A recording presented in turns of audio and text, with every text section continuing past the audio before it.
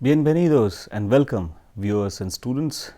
In the last lesson, we have learned about expressing your opinion and views on a given topic and theme. I hope you have been able to learn the same and internalize the expressions which are important and useful in communicating your point of view to the interlocutor. In today's session, we shall look at some important expressions which are necessary for asking things and in the formulation of questions and responding to them. We shall learn the direct and indirect object nouns in Spanish, which are used a lot in day-to-day communications. In everyday life, you may be required to ask or inquire about certain things for your daily use. Let's take a look at the following conversation between a client and a salesperson at a clothes shop. María, la dependienta. Juana, la clienta. Juana: Buenos días. María: Buenos días, señora. ¿En qué puedo servirle? Juana: Quería una camiseta para mi sobrina. María: ¿Qué talla tiene? Juana: Una 40, pero ahora está un poco más delgada. No sé. María: Bueno, ¿y de qué color? Juana: Pues no sé. Fácil de combinar, azul o blanco. María: ¿Esta? Juana: Sí, esta es perfecta.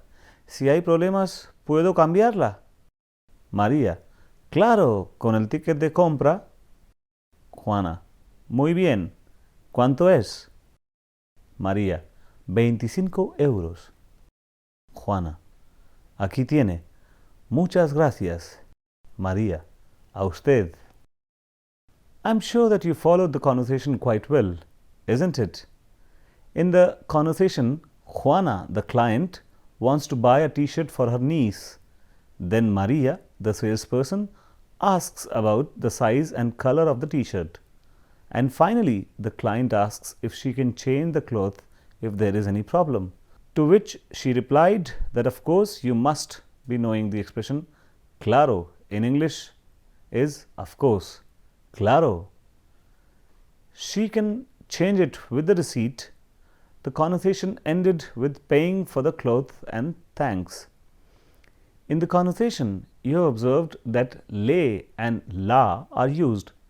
Le referring to the señora and then la for camiseta, the t-shirt. These types of pronouns are called object nouns as they are normally used as a grammatical object, either as a direct or indirect object of a verb or as an object of a preposition. Object nouns are of two types in Spanish: direct object nouns and indirect object nouns. Below is the list of direct object nouns and indirect object nouns in Spanish. Direct object nouns: person, number, singular, plural. First, me for singular, nos for plural. Second person, te for singular, os for plural. Third person, lo or la for first person singular and los or las for first person plural. Indirect object nouns: for first person, me for singular, nos for plural. In second person, te for singular, os for plural. And in third person, le for singular and les for plural. In English, we use the same pronouns for both direct and indirect objects. In Spanish, as you can see the above table, both types of object pronouns are the same except in the third person. The third person singular direct object pronouns are lo for masculine and la for feminine, while in the plural they are los and las. But the indirect object pronouns are le and les in the singular and plural respectively. No distinction is made according to gender.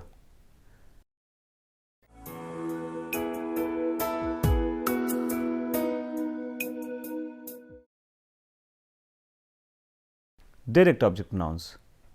Direct object nouns are those pronouns that represent the nouns directly acted upon by the verb. Indirect object nouns stand for the noun, that is, the recipient of the verb's action. In Spanish, a verb may have no object, a direct object only, or both direct and indirect objects. The following examples will make it clearer. I study, estudio, a verb with no object. I write a letter, escribo una carta, a verb with a direct object. I write a letter to her, escribo una carta a ella, a verb with both direct and indirect object.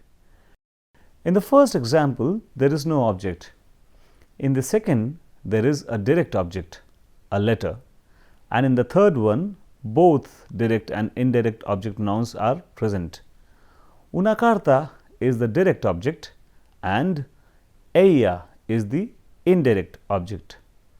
Some more examples are: doy el libro de gramática. I give the grammar book. In this sentence, el libro de gramática is the direct object, so it is replaced by the direct object pronoun, singular and masculine in nature, which is lo. Now, the same sentence can be expressed using object pronoun as lo doy. I give it. Here is another example. Hice los deberes ayer. I did the assignment yesterday. Now, the same sentence can be expressed using object noun as los hice ayer. I did them yesterday. We have used los in place of los deberes, which is direct object pronoun in this case. We'll see a small conversation using direct object pronoun. Claudia: ¿Hiciste los deberes, Miguel? Miguel: Sí, ya los hice. Claudia: ¿Cuándo los hiciste? Miguel: Los hice ayer. In the above conversation, los deberes has been substituted by los. Now, let's see some examples of indirect object pronoun. Javier no me dio el regalo. Javier didn't give me the gift. In this example, me is an indirect object pronoun.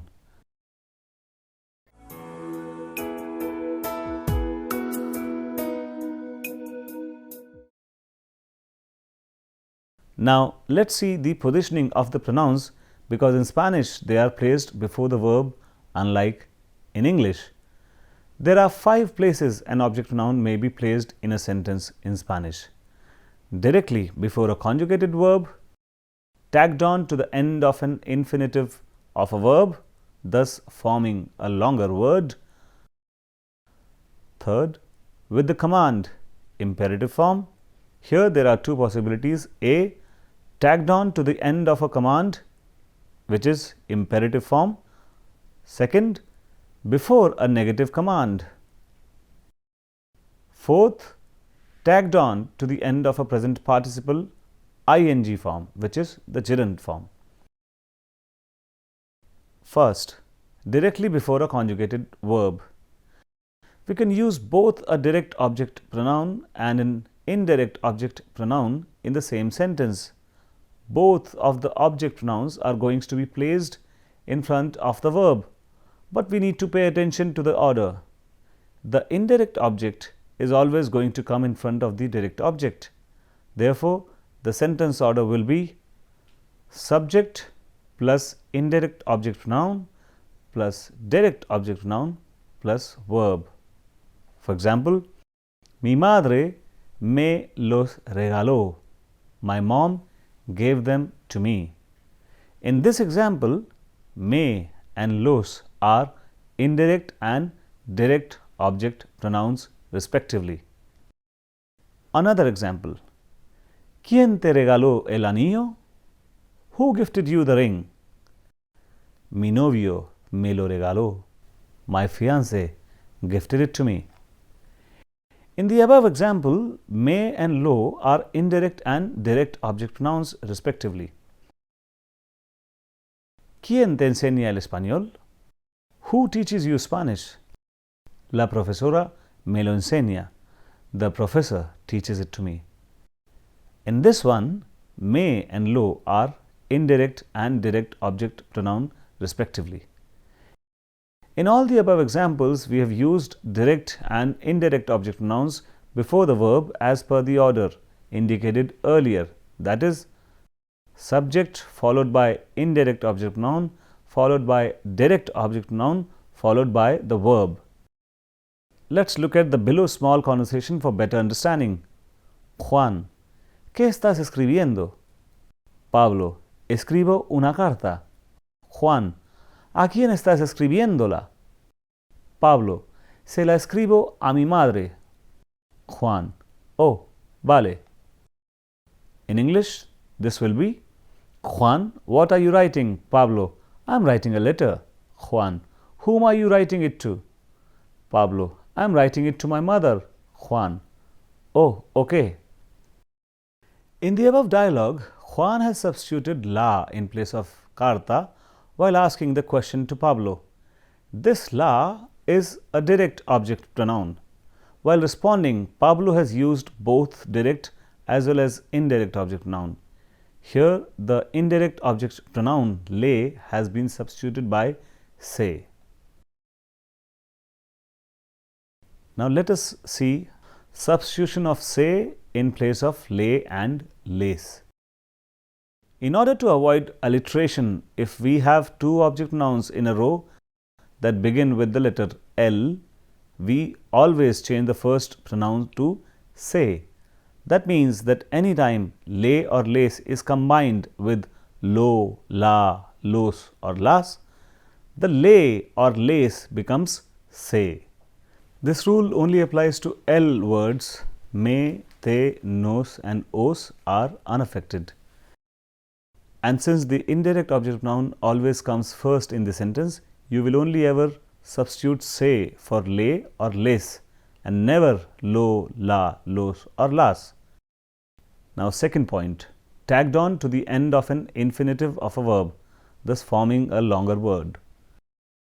The second way to put the object pronouns is to add them to the end of the infinitive or to use them before the verb. For example, no quiero comprarlo or no lo quiero comprar. I don't want to buy it. Another example, no quiero comprártelo. No te lo quiero comprar. I don't want to buy it for you. In this example, comprar is in infinitive form. We can add either object pronouns to the end of this verb, or we can also use them before the verb as shown in the above examples. Some more examples pertaining to this category are: Él quiere enviarte una carta. Te quiere enviar una carta. He wants to send you the letter. El profesor va a decirnos la respuesta. El profesor nos va a decir la respuesta. The professor is going to tell us the answer.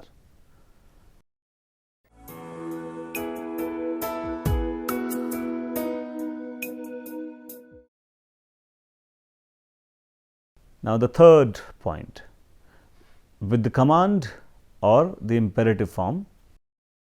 Here, the first possibility is that it's tagged on to the end of a command in imperative form. The third way to use the object pronoun in a sentence is to add them to the end of the imperative form of the verbs to the commands. For example, dinos la verdad. Tell us the truth. Cállate, Juan. Shut up, Juan. Llámame mañana. Call me tomorrow. Préstame tu diccionario. Lend me your dictionary. Let's see a small dialogue now. Pablo: ¿Hago la cena? María: Sí, hazla ya. Tengo hambre. Pablo: Do I make the dinner? María: Yes, make it now. I'm hungry. Escríbele una carta. Write a letter to him or her. Escríbele una carta a tu madre. Write a letter to your mother. In all these examples, the object pronouns are attached at the end of the command. In the first one, nos is attached to di, imperative form of decir. In the second one, te with kaya, and so on. In the last example, le, an indirect object pronoun, has been used which can have all the three translation. But in real communication scenario, this becomes very obvious as to whom this le refers to. But we also use the subject pronoun at the end of the command of this type to make it clearer. For example, escríbele una carta a él. Escríbele una carta a ella. Escríbele una carta a tu madre. The first one being write a letter to him. The second one, write a letter to her. And the third one, write a letter to your mother. Before a negative command. The fifth way to use the object pronouns in a sentence is to use them before the negative commands of the verbs. For example, Javier, hago la cena.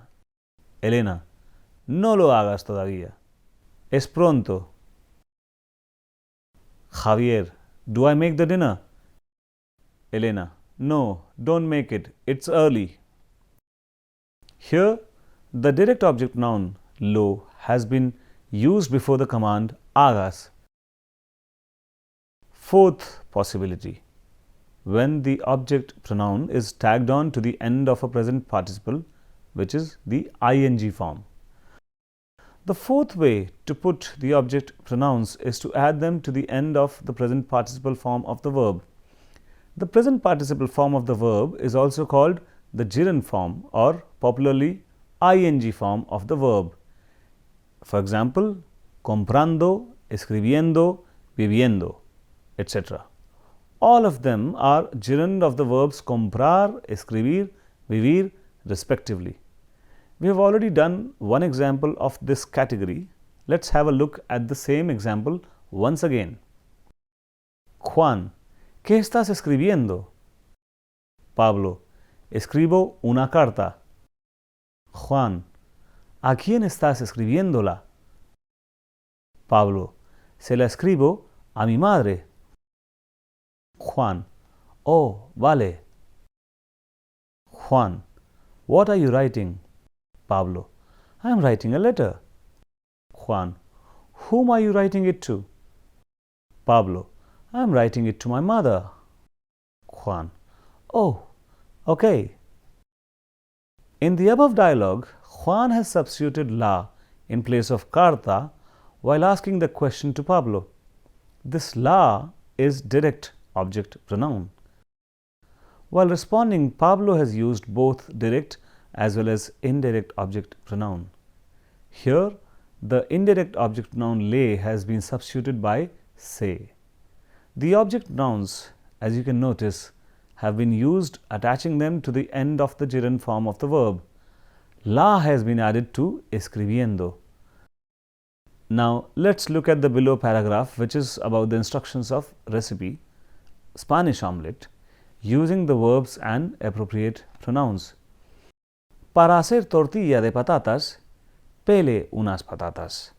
Córtelas en láminas finas. Eche sal a las patatas y fríalas en aceite muy caliente. Corte un poco de cebolla y fríala con las patatas.